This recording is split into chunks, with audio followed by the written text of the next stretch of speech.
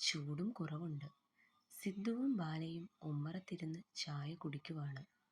അവൻ കൊടുത്ത biscuit packet പൊട്ടിച്ചു അവൾ അതിൽ നിന്നും ബിസ്ക്കറ്റ് എടുത്ത് ചായയിൽ മുക്കി കഴിക്കുന്നത് അവൻ നോക്കിയിരുന്നു. എന്താ ഇങ്ങനെ നോക്കുന്നത്? ഇയാൾക്ക് വേണോ? ബാല അവനോട് ചോദിച്ചു. എനിക്ക് വേണ്ട, അവൻ പറഞ്ഞു. നിനക്കെന്താ ഈ ബിസ്ക്കറ്റിനോട് ഇത്ര ഇഷ്ടം? അവൻ അവളോട് ചോദിച്ചു. ചെറുപ്പത്തിൽ അച്ഛൻ എവിടെ പോയിട്ട് വന്നാലും എനിക്ക് കഴിക്കാൻ ഈ ബിസ്ക്കറ്റ് കൊണ്ടുവരും. അന്നൊക്കെ ഈ ബിസ്ക്കറ്റ് പാക്കറ്റിൽ കാണുന്ന കുട്ടി ഞാനായിരുന്നു എന്ന് അച്ഛൻ തമാശയോടെ പറയുമായിരുന്നു. എന്നെ വെറുതെ ദേഷ്യം പിടിപ്പിക്കാൻ വേണ്ടി അച്ഛൻ പറയുന്നതായിരുന്നു. അങ്ങനെ ചെറുപ്പത്തിലേ ഇത് കഴിച്ച് കഴിച്ച് എനിക്കിതെൻ്റെ ഫേവറേറ്റായി മാറി. അവൾ പറഞ്ഞു നിർത്തി. പെട്ടെന്ന് എന്തോ ഓർത്ത അവൾ അവനോട് ചോദിച്ചു, എനിക്കിത് ഇഷ്ടമാണെന്ന് നിങ്ങളെങ്ങനെ അറിഞ്ഞു?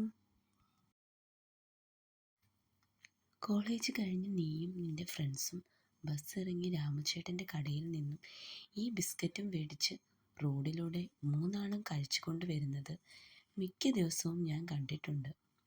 ചിലപ്പോൾ ആവണിയുടെയും ശിവാനിയുടെയും കയ്യിൽ സിപ്പപ്പ് ആയിരിക്കും. എന്നാൽ നിൻ്റെ കയ്യിൽ സിപ്പപ്പ് ഉണ്ടെങ്കിലും ഈ ബിസ്ക്കറ്റും കൂടെ ഉണ്ടാവും. അത് ഞാൻ പലപ്പോഴും ശ്രദ്ധിച്ചിട്ടുണ്ട്.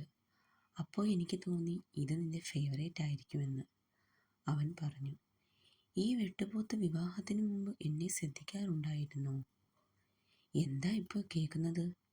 അവൾ വലിയ കൗതുകത്തിൽ അവൻ പറയണത് കേട്ടിരുന്നു. എന്നാൽ ഒരിക്കൽ പോലും നീ ഞങ്ങളെ നോക്കിയിട്ടില്ല.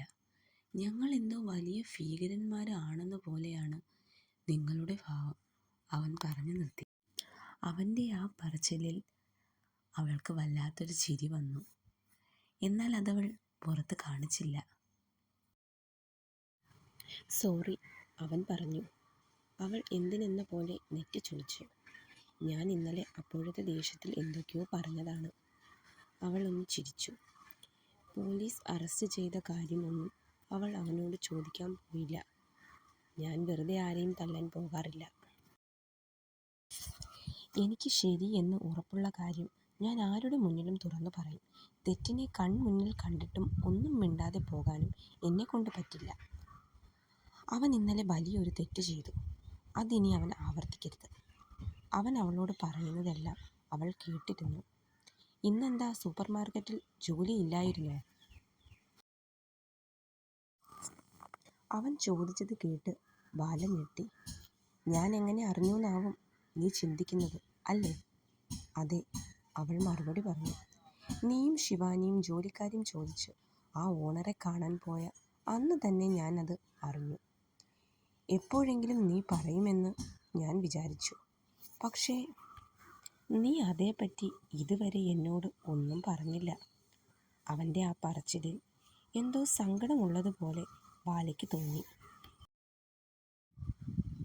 ചിലപ്പോൾ ഞാനത് ഒളിച്ചു വെച്ചു എന്ന സങ്കടമാവാം. നിനക്കെന്താ ഫീസ് അടയ്ക്കാനുള്ള കാര്യം എന്നോട് പറഞ്ഞാൽ? എനിക്കെന്തോ ചോദിക്കാനൊരു മടി പോലെ തോന്നി. പിന്നെ നിങ്ങളെ എന്തിനാ ഞാൻ ബുദ്ധിമുട്ടിക്കുന്നത്? ഒരു ജോലി ആയാൽ അതല്ലേ നല്ലത് എന്ന് ചിന്തിച്ചു, അവൾ പറഞ്ഞു. അവൾ ജോലിക്ക് പോണത് അവനത്ര ഇഷ്ടമല്ല. എങ്കിലും ഞാനിപ്പോൾ അത് പറഞ്ഞാൽ അവളിൽ ഞാൻ കൂടുതൽ അധികാരം സ്ഥാപിക്കുന്നതായി അവൾക്ക് തോന്നിയാലോ? സിദ്ധു മനസ്സിൽ ചിന്തിച്ചു. വേണ്ട, ഒന്നും പറയണ്ട. നിനക്ക് പൈസ ആവശ്യമുണ്ടെങ്കിൽ എന്നോട് ചോദിക്കാം. അതിന് നീ ഒരു മടിയും കാണിക്കണ്ട, അവളൊന്ന് പുഞ്ചിരിച്ചു. എന്നും ബാലയും ഒത്താണ് ശിവാനി സൂപ്പർ മാർക്കറ്റിൽ നിന്നും ഇറങ്ങുന്നത്. ഇന്നെന്തോ അവൾക്ക് മൂഡ് ശരിയല്ലെന്നും വരുന്നില്ല എന്നും പറഞ്ഞു. അതുകൊണ്ട് ശിവാനി ഒറ്റയ്ക്കായിരുന്നു ഇന്ന് തിരിച്ച് വീട്ടിലേക്ക് വരാൻ. ഇറങ്ങാൻ നേരമായപ്പോൾ കുറച്ച് കസ്റ്റമേഴ്സ് വന്നു. പെട്ടെന്നാണ് അവളുടെ കയ്യിൽ ആരോ പിടിച്ചത്. അവൾ തിരിഞ്ഞു നോക്കിയപ്പോൾ തന്നെ ചിരിയോടെ നോക്കുന്ന ഗോമതിയെ കണ്ടു. അല്ല, ആരാ ഇത്? ഇപ്പോൾ എങ്ങനെയുണ്ട്? അസുഖം മാറിയോ? ശിവാനി ചോദിച്ചു. എനിക്ക് കുഴപ്പമൊന്നുമില്ല മോളെ, സുഖമായിട്ടിരിക്കുന്നു. അല്ല, മോൾ എന്താ ഇവിടെ? ഞാൻ ഇവിടെയാണ് അമ്മേ ജോലി ചെയ്യുന്നത്, ശിവാനി പറഞ്ഞു. ജോലിയോ? മോള് പഠിക്കുക എന്ന് അല്ലേ അന്ന് പറഞ്ഞത്? ശരിയാ, ഞാൻ പഠിക്കുകയാണ്. ഇത് പാർട്ട് ടൈം ജോബാണ്. മോളെ വീട്ടിൽ ആരൊക്കെയുണ്ട്? ഗോമതി ചോദിച്ചു. അമ്മയും അനിയനും, അവൾ പറഞ്ഞു. അപ്പോൾ അച്ഛനോ? ഗോമതി ചോദിച്ചു.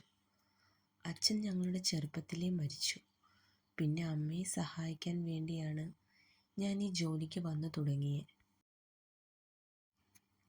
ശരി അമ്മേ, ഇങ്ങനെ ഒരുപാട് നേരം ഇവിടെ സംസാരിച്ച് നിൽക്കാൻ പറ്റില്ല.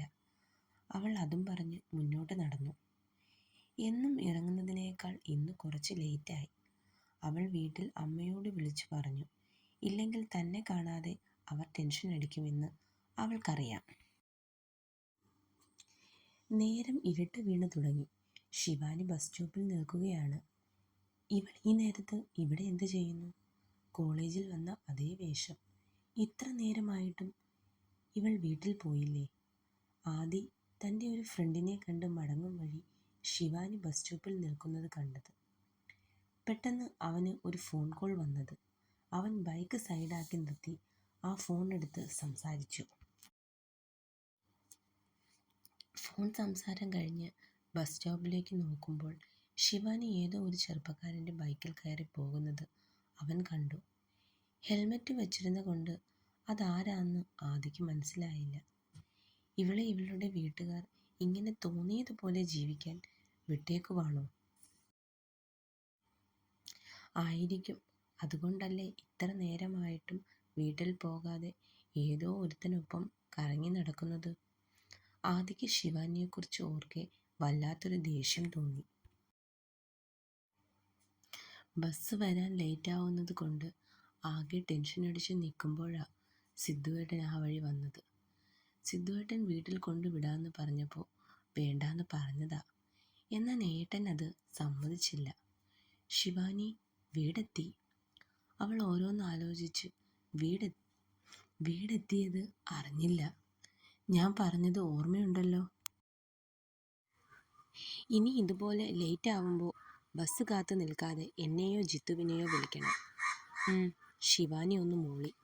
ശരി, പൊക്കോ. സിദ്ധു അതും പറഞ്ഞ് വണ്ടിയെടുത്ത് പോയി. വീട്ടിലിരുന്നപ്പോൾ വല്ലാത്ത ബോറടി. അങ്ങനെ വെറുതെ ടൗണിലേക്ക് വന്നതാ. അപ്പോഴാ ബസ് സ്റ്റോപ്പിൽ നിൽക്കുന്ന ശിവാനിയെ കണ്ടത്. നേരം ഇരുട്ട് വീണു തുടങ്ങി. അവൾ ബസ് കാത്തു നിൽക്കുവാണെന്ന് അവന് മനസ്സിലായി. അതുകൊണ്ട് തന്നെയാണ് അവൻ അവളെ വീട്ടിൽ കൊണ്ടാക്കാമെന്ന് പറഞ്ഞത്. ശിവാനിയുടെ വീട്ടിൽ നിന്നും സിദ്ധു നേരെ പോയത് ജിത്തുവിൻ്റെ വീട്ടിലേക്കാണ്. ഗോപുവും അവിടെ ഉണ്ട്. രാത്രി കഴിക്കാനുള്ള ഫുഡ് ഉണ്ടാക്കുകയാണ് ജിത്തുവും ഗോപുവും. സിദ്ധു വെറുതെ അവിടെ ഇരിപ്പുണ്ട്. നിന്നെ പോലീസ് അറസ്റ്റ് ചെയ്തത് ബാല അറിഞ്ഞോ? ഗോപു ചോദിച്ചു. ഇല്ലെന്ന് തോന്നുന്നു. അവൾ അറിഞ്ഞിരുന്നെങ്കിൽ ഈ പേരും പറഞ്ഞ് ഇന്നൊരടി നടന്നേനെ, സിദ്ധു പറഞ്ഞു നിർത്തി. അത് പറയുമ്പോൾ അവൻ്റെ ചുണ്ടിൽ അവളെ ഓർത്ത് ഒരു ചിരി ഉണ്ടായിരുന്നു. സ്റ്റോറി ഇഷ്ടമാവുന്നുണ്ടെങ്കിൽ എല്ലാവരും ചാനൽ ഒന്ന് സബ്സ്ക്രൈബ് ചെയ്യണേ. അതുപോലെ ലൈക്കും കമൻറ്റും ഒന്ന് പിൻ ചെയ്തേക്കണേ.